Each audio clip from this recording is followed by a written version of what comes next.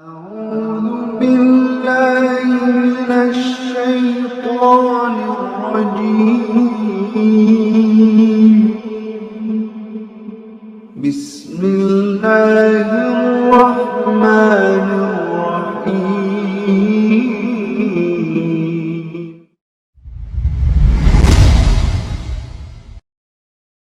Nah, jamaah sekalian dirahmati Allah Subhanahu wa taala, ya, saking pentingnya hal ini juga saya daripada para ulama sudah memberikan bab khusus ya tentang al-bai', babul bai', ya, bab tentang jual beli. Ini sudah di hampir yang kami pahami hampir semua buku-buku fikih dari semua madhab membahas hal ini. Ya, sependek pengetahuan kami tidak ada buku fikih yang tidak membahas ini. Bahkan ya, ada ulama-ulama yang mau nulis buku khusus untuk bab jual beli, ya, bab fikih muamalat atau transaksi ekonomi. Ya. Ditambah lagi, ya, ditambah lagi dengan apa? Dengan ya, perkataan para sahabat, aplikasi para sahabat, ya, mengenai jual beli tadi, seperti perkataan Umar bin Khattab yang paling terkenal, ya, radhiyallahu anhu, ya, mengatakan, diriwayatkan oleh Imam At-Tirmidzi, menyebutkan bahwa la yabi' fi suqina hadha illa man tafaqqaha fid din. Ya, tidak boleh ada semasa sejak beliau khalifah mengatakan tidak boleh ada yang berjualan, ya, di mana di pasar-pasar kami, ya, di pasar kaum muslimin illa man tafaqqaha fid din, atau ya, di pasar yang dikuasai oleh Umar bin Khattab kecuali orang-orang yang paham aturan agama, khususnya dalam pembahasan ya, baik ini. Ya, begitu banyak orang yang akan dilarang. Ya, jadi kalau sekarang orang mau terbang, ya, harus ada kartu vaksinnya. Ya, ya, mungkin di zaman Umar bin Khattab ya, harus ada ijazah, ya, ijazah bahwa dia sudah lulus ya, materi fikih muamalah sebelum dia jualan di pasar.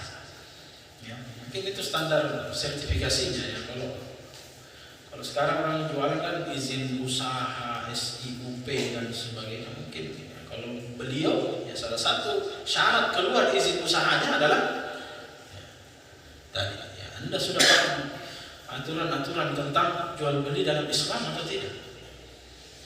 Ini akan menjadi pertanyaan ya bagi beliau. Tegas ya, dari dulu kita kenal memang Umar bin Khattab tegas ya. Bahkan diriwayatkan dalam masalah sholat saja, dalam merapatkan barisan itu ya, yang dijadikan alat untuk merapatkan adalah pedangnya. Ya. Alat untuk merapatkan barisan itu adalah pedangnya beliau. Jadi kalau ada jari yang menonjol ke depannya mungkin terpotong ya. Kalau ada jari kaki diluruskan ya, menonjol ke depan ya, akan kena ya. Nah, apalagi dalam urusan-urusan yang lebih besar ya, dalam masalah ekonomi, dalam masalah misalnya dalam ihtikar ya, penimbunan, itu juga ada babnya. Talaqqi rukban ya, mungkin belum pernah didengarkan oleh sebagian orang. Nah, talaqqi rukban, apa itu talaqqi rukban? Orang yang menunggu. Ya, ini mirip-mirip penimbunan. Ya. Mereka adalah orang-orang menunggu dulu di zaman Nabi SAW itu kan tidak ada digital. Ya. Jadi mereka itu menunggu di batas-batas kota, menunggu para pedagang datang, mereka monopoli yang harga di situ. Mereka beli semua barang yang ada yang masuk sebelum masuk ke pasar kota. Ya. Ya. Sebelum masuk ke pasar kota dia beli supaya apa? Dia yang mengendalikan harga. Ketika masuk, ya, jadi pekerjaannya mutalaqqi rukban ini adalah dia menunggu di batas kota, ya, menunggu para orang-orang yang ya, kalau kita mungkin sayur ya, sayur dari Malino, kita tunggu di batas. Ya, kita borong semuanya itu, kita punya modal besar, kita borong semuanya lalu masukkan ke pasar, yang tentukan harga siapa? Kita, karena kita yang miliki semua barang. Nah, ini dalam Islam dilarang, ya, talaqqi rukban. Memonopoli harga ya. Kalau dia dengan harga yang wajar pasti mending, tapi ini sebagian orang memang berniat jahat, berniat buruk ya. Itu ada babnya dalam Islam, ada babnya. Mungkin bagi kita yang sudah merasa untung selama ini 10 tahun. Gimana nih Ustaz? Sudah 10 tahun saya jalani praktek seperti ini. Nah, gimana? Hentikan. Ya. Jadi kalau kita katakan hentikan, ya, langsung dianggap radikal, ya, haram semuanya. Ya, padahal hadis ya tentang ini, ayat tentang ini sudah lama, sudah ribuan tahun, ya, sudah ribuan tahun kita apa namanya? Kita diajarkan. Cuma terlanjur mendapatkan keuntungan di situ sehingga ya, atau merasa nyaman di situ sehingga ya sudah. Apalagi di zaman ini, mohon maaf, banyak yang berhila. Berhila dalam artian mencari-cari dari ya, untuk menghalalkan sistem. Ya, Bismillah. Misalnya sistem yang ribawi dibuat sedemikian rupa supaya halal. Ya, sampai ada statement-statement yang menganggap ya sudah tidak haram. Ya, tidak haram dengan berbagai alasan lah. Ya, mungkin nanti kita. Nah, jamaah sekalian dirahmati Allah Subhanahu wa taala, itu semua ada bab-babnya ya, kemudian Rasulullah SAW ajarkan ya.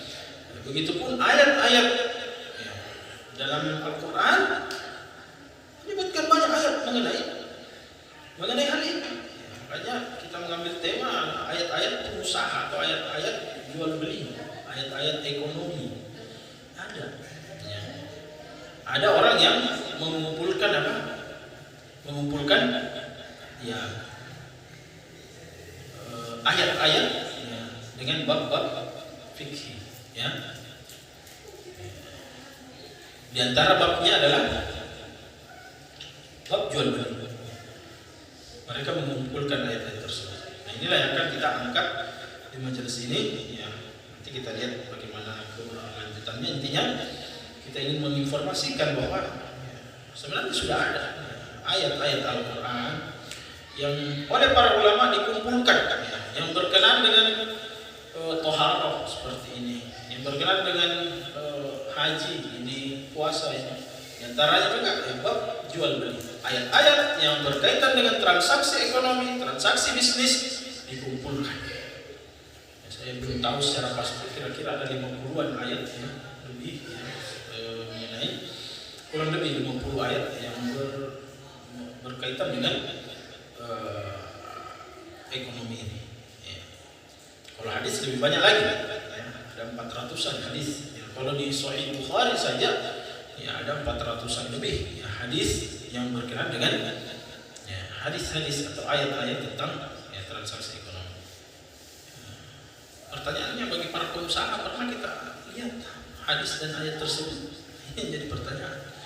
Jangan-jangan baca Quran juga tidak beres. Ya, ya mohon maaf, bukan menyinggung, tapi ya memang kenyataannya. Yang paling tidak memahami dan mengkaji. Ya. Meskipun mungkin di sini tidak semuanya menjadi pengusaha, namun mudah-mudahan bisa disampaikan kepada ya, orang lain supaya menjadi manfaat. Kadang-kadang kita mengatakan ini halal, ini haram. Anda ini iri saja sehingga seperti itu. Ini ayat ya, dan kita tidak perlu, kalau masalah seperti itu tidak perlu saling iri dalam masalah hal-hal yang sebenarnya merupakan pelanggaran. Itu apa kita iri dan dengki pada hal-hal yang memang sudah dilanggar ya. Nah, jamaah sekalian dirahmati Allah, ayat yang pertama kita angkat sampai kita menutup pertemuan ini ya, mudah-mudahan bisa dilanjutkan suatu saat insyaallah ya. Dan kita mengambil satu ayat di sini ya, yang penting dijadikan prinsip bagi para pengusaha ya, khususnya ya. Kenapa kita katakan pengusaha? Karena mereka lah yang bisa dikatakan 24 jam. Karena beda pengusaha, beda karyawan ya. Pengusaha itu berpikir tentang sistem ya, 24 jam ya. Mungkin mimpinya pun ya, berisi itu ya. Ya kadang tidak tidur ya, sampai subuh ya, untuk memikirkan hal itu. Kalau kita sebagai karyawan atau konsumen, ya beli selesai, makan, tidur, atau dimanfaatkan selesai. Ya, kita tidur enak, nyaman. Ya. Karyawan pun demikian, meskipun karyawan juga sebenarnya pelaku, karena kenapa? Dia ada akad antara siapa? Antara dia dengan pimpinannya, dengan bosnya. Ya, sehingga menjadi apa namanya? Menjadi sebuah transaksi. Ya. Nah, cuma kenapa kita katakan para pengusaha? Karena mereka yang lebih full, ya, lebih banyak waktunya. Nah, dalam surah An-Nur ya, di ayat ke-37 Allah Subhanahu wa taala berfirman, ya, ini hal yang sekali lagi prinsip pertama yang harus dipegangi oleh para pengusaha. Ya. Kata Allah Subhanahu wa taala, "A'udzu billahi minasyaitonir rajim. Rijalun la tulhihim tijaratun wa la bai'un 'an dzikrillahi wa iqamis shalah wa ita'iz zakah yakhafuna yawman tataqallabu fihi al-qulub wal absar." Ya.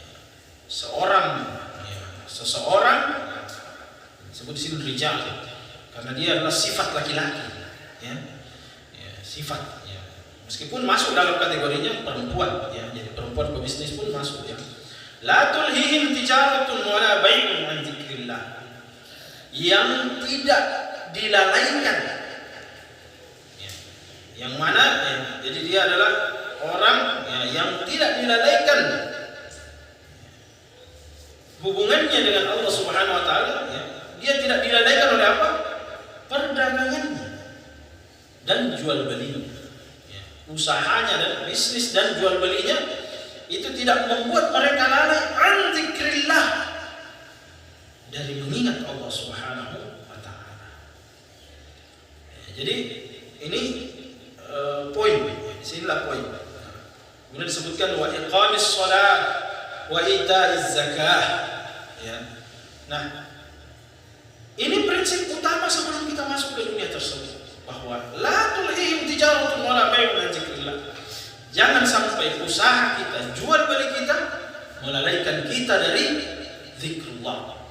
Ya, para ulama memberikan memberikan penafsiran mengenai zikrullah ini umum. Ya, ada mengatakan, ya, mereka mengingat Allah artinya amar ma'ruf nahi munkar. Ya. Dia harus tahu jalan-jalan yang benar dan harus tahu jalan-jalan yang salah, menghindari yang salah, menghindari kemungkaran dan menjalani yang baik. Ya. Orientasi usahanya adalah Allah Subhanahu wa taala. Orientasi usahanya adalah keberkahan. An dzikrillah. Ya, an dzikrillah. Ya. Ada banyak penafsiran, namun yang lebih umum adalah bagaimana dia mengingat Allah Subhanahu wa taala dalam setiap aktivitas bisnis, usaha. Wa iqamis shalah, dan mendirikan salat. Ya. Ini yang sangat aneh kita dapati, para pengusaha kita meyakini bahwa Allah Razzaq, Allah Maha Pemberi rezeki. Tapi ketika dipanggil oleh Maha Pemberi rezeki, takut rezekinya kurang atau hilang. Padahal, ya, kalau kita yakin Allah memberikan rezeki, maka ketika dipanggil oleh Allah, pasti Allah yang menjaga rezeki kita.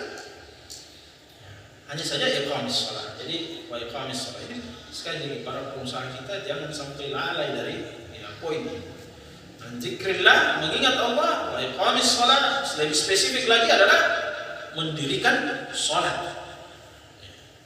Khususnya yang fardu, dan menjaga yang mewarasah, yang membiasakan yang nafilah. Wa ita'iz zakah, dan jangan lupa keluarkan zakat. Ya. Zakat yang wajib, ya, kalau bisa zakat yang sunnah juga, ya, itu sedekah. Ya, zakat yang wajib yang kalau mencapai nisab dan haul itu dikeluarkan. Nisabnya, ya, ukuran emas, dikatakan 70 gram, 75 gram, setara dengan itu, kemudian bertahan 1 tahun hijriyah, ya, dikeluarkan 2,5%. Yang punya peternakan, ya, sapinya dimakan dari ya, fi kulli sa'imatil ghanam, ya, atau bakar, ya, yang rumputnya itu tidak dibeli, ya, dimakan langsung di padang rumput, nah, itu yang keluar zakat. Yang diberi makan atau makanannya pakannya dibeli, maka itu ya, tidak keluar zakat, ya, sebagainya. Nah, jamaah sekalian dirahmati Allah Subhanahu wa taala, kemudian ya, sebelum kita tutup, kita tentu masalah zakat, kemudian sedekah, ya.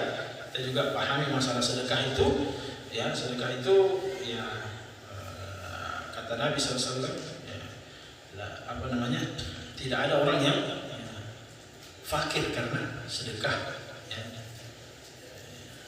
Maka justru sedekah ini yanmu, apalagi fi sabilillah. Kemudian juga ada hadis yang mengatakan, ya, Allah fi auni al-'abdi maka al-'abdu fi auni akhi. Untuk membantu saudara juga Allah Subhanahu wa taala katakan, ya, jika siapa yang membantu saudaranya maka Allah akan senantiasa memberikan pertolongan kepada, termasuk dalam hal ini adalah usaha. Yakhafuna yawman tataqallabu fihi al-qulub wal absar, ya. Ini mereka takut suatu hari, yaitu ya, hari apa namanya? Hari di mana min syiddati hauli wa is'aji lil qulub wal abdan. Mereka takut apa? Suatu ketika hati saya ini, ya, terlalu cinta kepada apa? Harta. Mereka takut hal itu. Yuhibbunal mala hubban jamma. Ya, sangat mencintai harta. Ya, makanya Umar bin Khattab, Allah alam saya lupa siapa, tapi ada di antara para sahabat menyebutkan bahwa jadikan harta itu di tangan-tangan kamu. Ya. Jangan jadikan di hati-hati kamu. Ya. Jangan jadikan di hati-hati kamu. Kalau di dalam hati menjadi cinta kita dengan harta. Kalau di tangan, ya, artinya kita yang menguasai, kita yang mengontrol.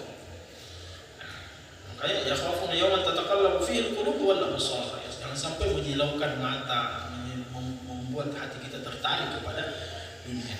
Nah, ini ayat yang pertama jemaah sekalian dirahmati Allah pada kesempatan ini, yaitu para pengusaha jangan lalai dari mengingat Allah, jangan lalai dari sholatnya. Jangan lalai memikirkan maslahat manusia yang lain dengan zakat dan sedekahnya, dan juga jangan sampai, ya, selalu mengintrospeksi, memuhasabah diri, ya, setiap hari kalau perlu. Jangan cuma keuangan saja diurus setiap akhir mau tidur, ya, tapi introspeksi juga bagaimana kecenderungan hati kita ini. Apa sudah mulai cinta dunia, ya, takut kehilangan, ya, harta, atau ya makin bisa mendekatkan diri kepada Allah. Itu yang dimaksud tataqallabu fihi al-qulub, berbolak-balik hati itu, ya, takut di mana hatinya nanti, ya, terbalikkan karena